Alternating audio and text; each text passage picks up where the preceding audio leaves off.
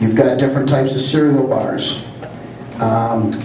bagels, fruit, things that you can eat during the course of a workout that's going to break down and it's going to give you energy all the way you're going through. So you go down the choice of fast digesting sugars and starches, which is your carbohydrates. It'll give you options.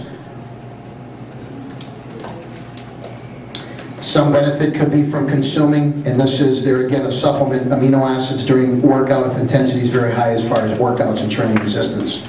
But as far as what you're doing on the pool deck, if your workouts are lasting an hour and a half plus, consuming carbohydrates during the practice can definitely help on top of water. But there again, if you don't come into the practice already pulling in that meal 2 to 3 hours before, with the carbohydrates already in there, slow digesting. So as you get into your practice, it starts to break down and you're pulling from it, it's not already burned. If you're going to rely on trying to eat something during the course of the practice, you've already crashed and burned. You're not going to benefit from it at all. It's a preparation before. So it comes back to the plan. If you fail to plan, you're planning to fail. So I can stand up here and I can talk about all the nutrition things. Well, how does it benefit me? How does it not benefit me? What am I pulling from? We can talk about training if you want. We can talk about all this stuff. But you guys have to make the commitment and start forming the habits to do it now. It's the only way you're going to benefit from it. On the second page, I have some things listed in here as far as different supplements. I really don't want to take a whole lot of time to really discuss it. You can read through it if you want. At the end, if you have any questions about supplements that you may be using, you're thinking about using, ask me. The biggest thing I'm going to come to here in the middle is the vitamins. Deficiencies will lead to reduced performance. Super high supplementation will not lead to increases in performance in individuals who are already deficient. Most important vitamins for athletes include vitamin D, calcium, B vitamins, vitamin C, and vitamin E. So basically, there's a lot of things that are kind of reinforcing in the vitamins section what we've been talking about. If you're already deficient, it'll lead to reduced performance. Vitamin is part of your nutrition. So if you look at section 1, vitamin C, your carotenoids and your antioxidants, you're pulling those things in naturally through your fruits and vegetables. That's an ongoing daily basis. If you don't have that in your system, you're already less energy to train and you're not going to recover. Immune system is boosted, the chances of getting sick are pretty good. Now, you're not doing it on a regular basis and all of a sudden now you're going gangbusters and I'm going to start taking in all these vitamins. Well, super high supplementation is not going to lead to increase. Because you got to remember, any time in life you go from nothing to something, there's going to be a detrimental effect. So, if you start taking vitamins in and you start taking a bunch of them, now you start dealing with GI irritation. It can lead to all kinds of things. Upset stomach, diarrhea, flatulence, the correct word. We don't have to go into that. There's a lot of GI problems that can come out of that.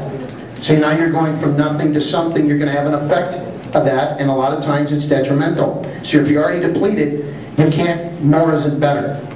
This has to be an ongoing process to build yourself up. As your body gets accustomed to it, it's going to absorb it and use what it needs. As you look in the vitamins, vitamin D. Where can I get vitamin D from every day that I go outside? The sun. Remember that. As I always kid kids that come in that are white as a ghost, the sun is free. B vitamins, all your complexes. What is that important for? Nervous system. It's the contractions of your muscles. It's what fires your muscles either slow or fast. All your B complexes, 2, 3, 4, 6, all the way up to 12. A proper source of those helps that recovery system in your nervous system that you use every day you swim, every day you do anything. That's the importance of the vitamins, and you're pulling that from there again, section 1. So you can get it naturally. If you don't feel like you're getting it enough there because a doctor told you you're not, you've actually had blood work, he's showing deficiency in these things, then you can look at the supplementation side. But I've always told parents, supplements can't replace a meal. Kids have to form the habits of eating regular food on a regular basis. That's where it has to start. And I tell kids all the time, you always raise their hand, well, what kind of protein should I use? What kind of creatine should I use? Well, instead of spending an extra $100 and some a month on that, put more groceries on the shelf. Teach them to eat. They'll get a lot more out of it.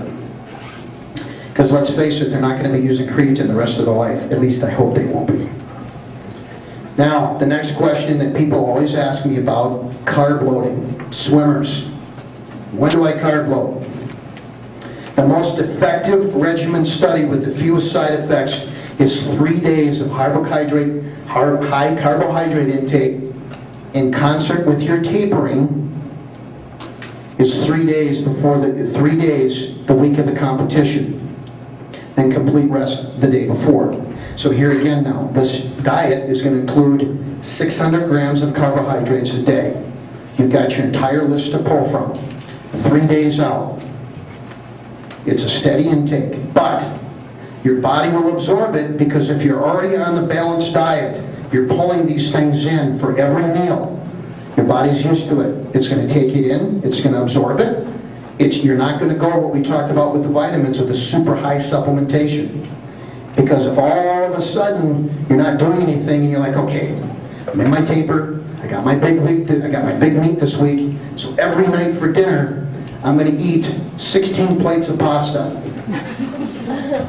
There's going to be a side effect to that. And we have some of those things listed in here. Side effects may include water retention and weight gain.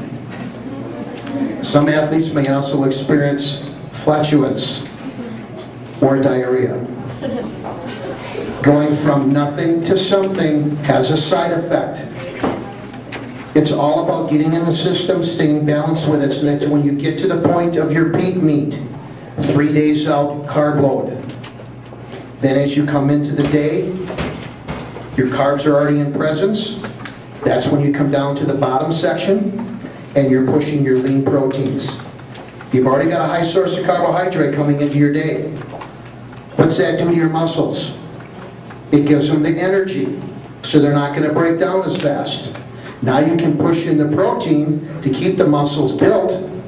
The breakdown is slower, recovery time is quicker, and most importantly, you have more energy. So if you go back to the first thing that we talked about in the beginning on the top of the page, less time down due to illness, more energy to train, faster recovery. All these things keep coming back to the same things that we talked about all the way through. The last page of the handout. Post-workout and practice. Immediately after practice, fast digesting carbohydrates and fast digesting proteins should be consumed. Within a half an hour to 45 minutes after a workout, your body will absorb 100% of the carbohydrates you give it.